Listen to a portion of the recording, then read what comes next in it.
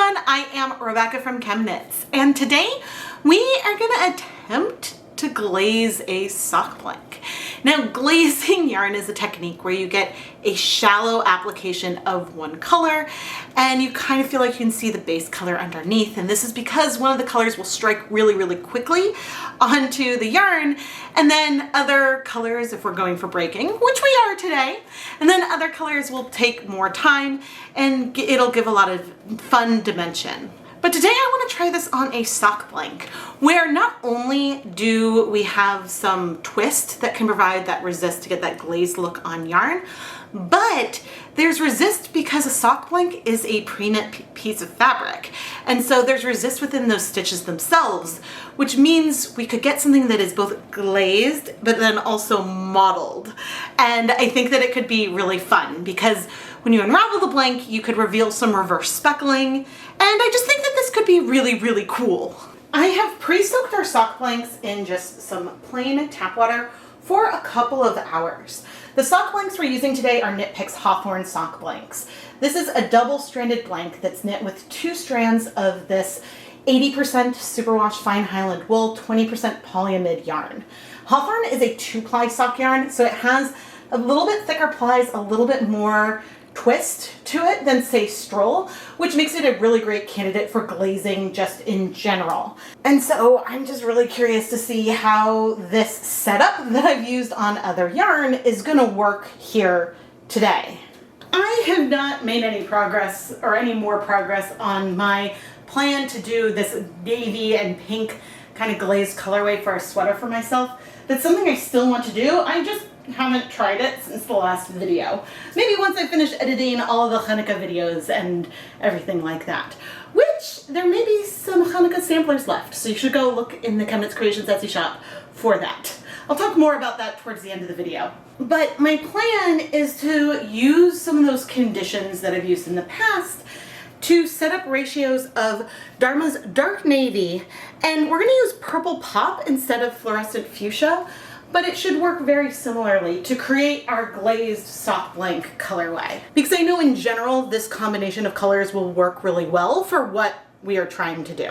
I put on my Deluxe rubber respirator mask with P100 filters, safety glasses, and gloves to start measuring out our acid dyes. I always wear a mask whenever I'm dealing with dry dye powder. I am gonna go with proportions of dye today that are very similar to what I did in part 2 of my trying to dye for a sweater, even though this recipe is a little different. We're only dyeing 200 grams of yarn today, so I measured out ½ a gram of the dark navy dye and ½ a gram of purple pop, and then dissolve them in some just hot tap water to try to get the dyes as dissolved as possible. We're going to be adding everything into our dye bath while things are all still cold, but using a little bit of hot water here isn't going to really change the temperature because we're going to have a lot of volume of water in our eventual dye pot. In my dye pot, we have 16 cups of water, and we're going to use a lot of acid. I'm going to use a whole cup of white vinegar because we want things to strike quickly. That's part of our goal here today. And now to this completely cool dye bath, we're gonna add our purple pop dye, and I'll rinse out this cup again with some tap water. It's looking a little bit cloudy. And then also our dark navy. So I'm gonna go fill these with water to rinse out all the dye. I think I'll need to rinse out the navy one more time. Yeah, maybe not, but it won't hurt. There's just a hair more color there. But now I'm gonna stir this up really well. The navy is super pigmented. Purple pop is a very pigmented color as well. It's just different. And unlike fluorescent fuchsia, the purple pop has that pink, but there is also a blue in it, which is known to strike quickly.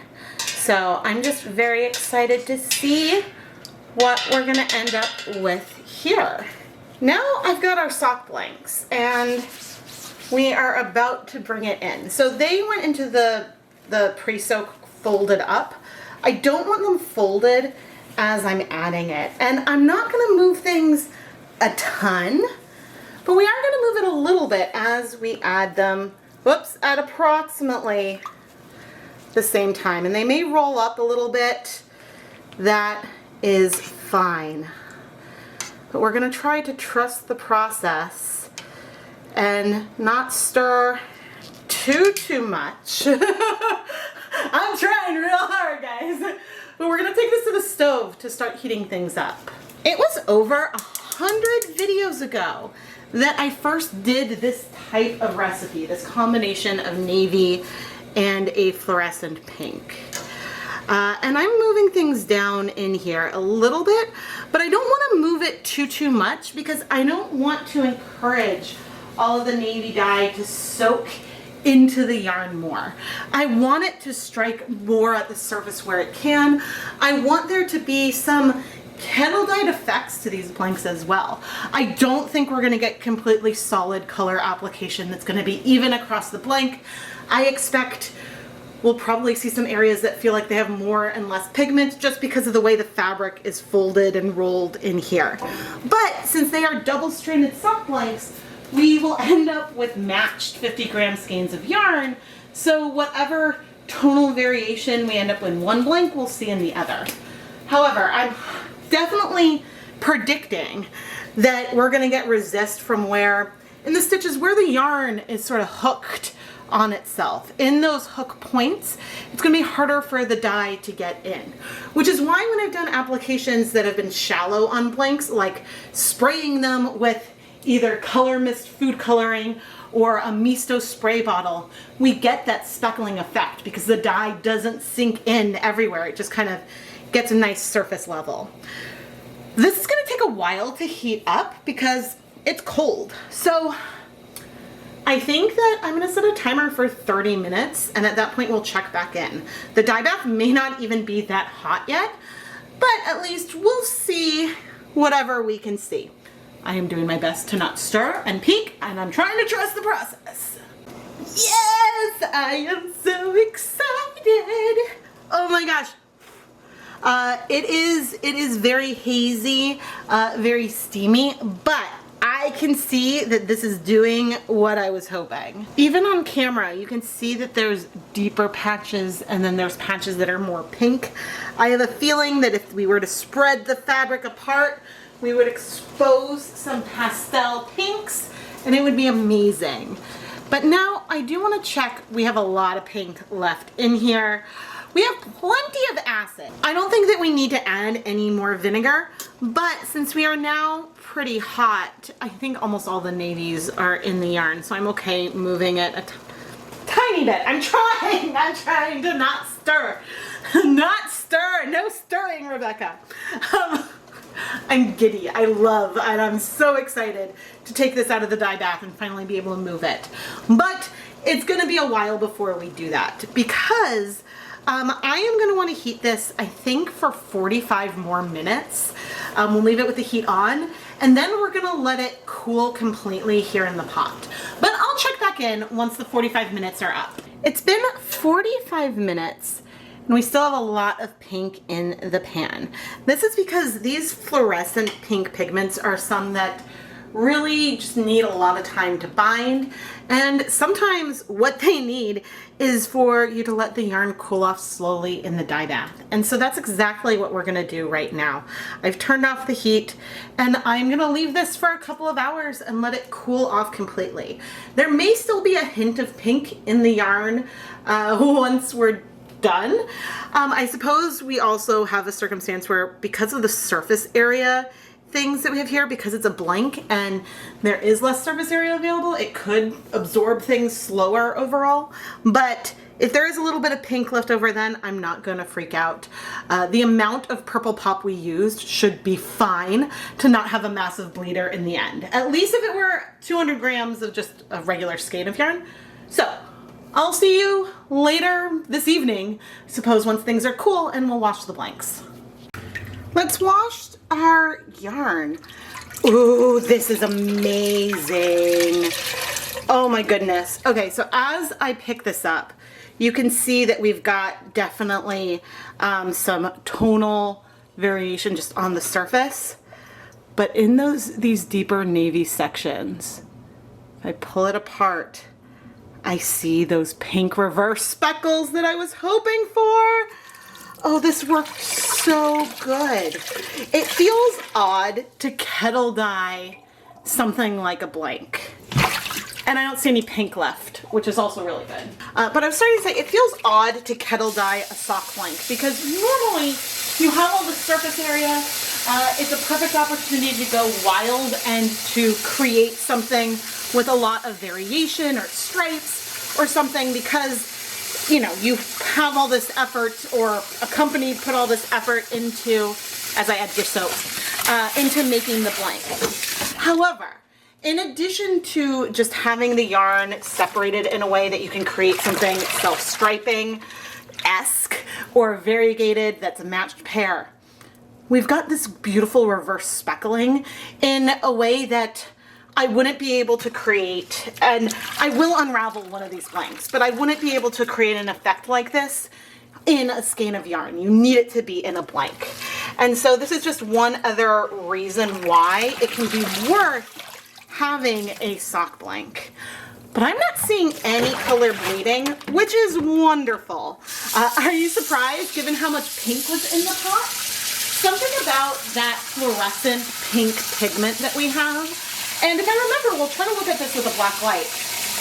But something about that fluorescent pink pigment just requires a lot more time to find. And in a hot environment, I don't know if we had a temperature that was slightly lower, if it would strike faster, and so that's why the long cool down allows it all to bind to the yarn. I'm not sure on the chemistry there, but I know that this proportion, using the equivalent of 1/4 gram of purple pop per 100 grams of yarn, is a proportion that isn't a big bleeding risk. So that is good. But anyway, I'm gonna go put these blanks through my spin dryer to remove a lot of the water, then I'm gonna hang them up to dry, and we'll look at both finished blanks before I go and unravel one of them. You guys, I am so excited.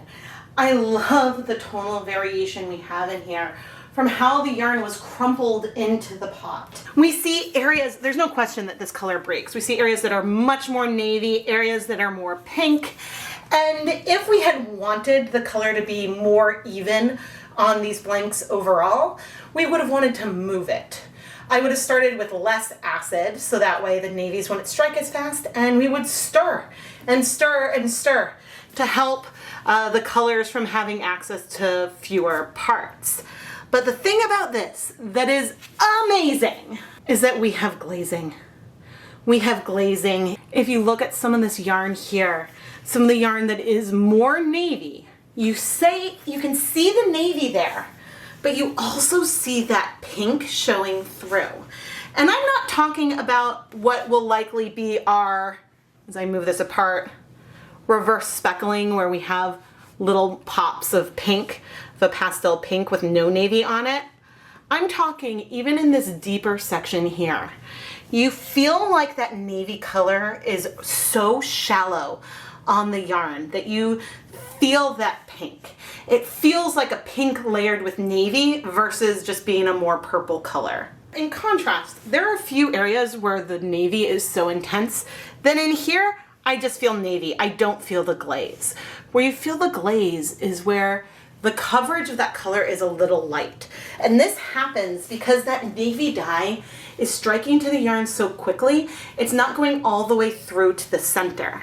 So within these strands here, the pink that takes longer to absorb is going all the way through. And we have just that light coverage of the navy, and that's that glazed effect.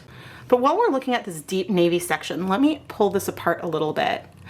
And now you can see some of those reverse speckles I'm talking about. That's because there's parts of yarn that are in between some of these stitches. And so, ooh, that's the wrong side's pretty. I'll flip the whole things over in a minute. But when the color is on the surface, it's not going all the way through. So when we unravel this, we're gonna have these speckles that are lighter than the color that we dyed it. And I call that reverse speckling. But let's look at the wrong side of the blank. And it should feel fairly similar. Maybe not in all the places, but it should feel similar to the quote right side because since we were kettle dyeing this It's not like there was one side I added color to and not the other. There was no top and bottom here. We just had yarn in a kettle.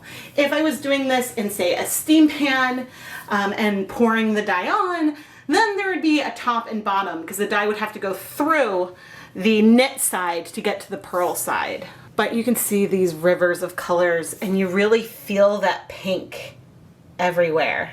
And there's even like in some of these stitches here, it feels like, I don't know, you can just really see how shallow that navy is on there. And that's a reason why I'm obsessed with this color. You know, in my dyeing for a sweater, I've been using fluorescent fuchsia with the navy, but maybe I should go for purple pop. Purple pop does have that fluorescent fuchsia pigment, but it also has a blue in there. And so the pink overall tends to feel a little bit less bright. So maybe this is closer to what I want. I don't know, but can you imagine a sweater in this color? Ugh. But anyway, I'm gonna take one of these blanks and I'm gonna go unravel it. I'm gonna use my skein winder so it'll be unraveled pretty quickly. And while the overall yarn, it's gonna be tonal, there'll be some variation with deeper, larger, deeper areas and more light areas. The whole yarn will feel fairly consistent because it's ultimately a tonal, but I'm expecting to see a lot of those reverse speckles coming through. And so, well, let's look at the unraveled yarn. This is my skein winder, and I feel like it's been a while since I've shown it, but also a while since I have used it, because I feel like a lot of the last blanks I've done by hand. All right, and now unraveling this whole blank is going to be a little bit of a piece of cake because I'm going to turn this on. I don't even know if you can see the blank.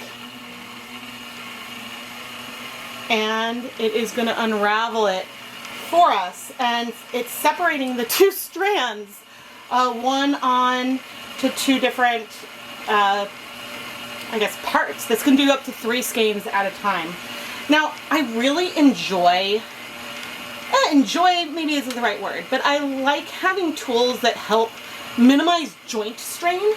And so if you're someone who winds a lot of minis, especially when I was making my own minis for samplers, this was a really, really necessary investment because, you know, think about all the wraps and things that you're doing with your joints on this. But we're nearing the end. And so the thing to always watch out for is that if things get stuck, you want to be able to stop it right away. It doesn't have an automatic break. Because if you don't stop it, then you could snap your yarn. So that's something to keep in mind. The other thing to keep in mind with these blanks is that the yarn is very, very crimped coming out of the blank, so I will need to relax the twist. And I do that by going ahead and, here we go, bring this up to tie on. I relax the twist by just soaking the yarn in some water and letting it dry. There will still be a little bit of crimp, but not nearly as much. But the whole thing you want to see here is not me unraveling the blank, but you want to see the yarn. And oh my goodness, I think because of the glaze and that we see some of that pink all the way through, the reverse speckling that we have, which is absolutely present, feels even more subtle because in so many places that navy is so shallow. This is a stunning, stunning yarn, and I would not have been able to dye anything like it if it weren't already in a blank form. Let's now zoom in on these unraveled skeins. And I love that the feeling here, while you see that reverse speckling, it does feel like we had a pink yarn and then just sort of splattered this soft navy coverage over it. Because it's so soft, but there's navy overall, it just makes the contrast between those reverse speckles and then the glaze sections really, really light. And the effect is amazing. It's now like, oh, should I make a bunch of blanks out of the worsted weight yarn I was planning to use for the sweater? I'm not going to. I'm gonna, I think, once the holidays are over, proceed with my plan to dye enough of this type of colorway for my sweater, but I'm gonna go with this ratio because I think that it is perfect, it didn't bleed, and I'm thrilled. Now, if we compare these unraveled skeins more to the blank, I think it's harder to appreciate the tonal variation and flow that we have in the blanks, where we have some areas that are going to have a lot more of the deeper colors, a little bit more of the lighter, and so on. It's not going to look like striping, but it could have some interesting ways of pooling. And I think that's just hard to see from this yarn here. Of course, I think in this case, looking at the yarn is so important to get a feel of how this colorway really exists and really is. And what that is gorgeous. I am Rebecca from ChemKnits, and I really hope that you have enjoyed this video. Please make sure you're subscribed and have all of your notifications turned on. And if you're a huge ChemKnits fan, there are so many things that you can do to help support the content here. Beyond subscribing, which is the most important thing that you can do. In the ChemKnits Creations Etsy shop, I have hundreds of skeins of hand-dyed yarn that have been featured in my videos. I don't know if this particular yarn is still available. It might be, so it's worth going and checking out. And there may also be some 2022 ChemKnits Hanukkah yarn samplers available in either fingering or DK weight. Hanukkah begins in a little over a week, and I am on vacation right now, so any samplers won't ship until December 13th. But if you live in the United States and select priority shipping at checkout, there's a chance, no guarantee, but a chance that the samplers could still arrive in time for the Hanukkah special, which involves a new yarn dyeing video every night. The samplers have wrapped mini skeins for each night for you to unwrap. They're labeled with the date so you know when the video will come out. The whole thing is so much fun. I will have links to the sampler and my shop down in the video description, so you can go and check that out. And yes, you don't have to use navy and a fluorescent pink for glazing. There are other colors that absorb slowly, like certain blues, that could also have a similar effect. However, I enjoy the contrast and the pops of color that we have doing this type of combination, and so that's why I do it over and over. But I do have a lot of other glazing videos and even a whole playlist where I have played around with different variations.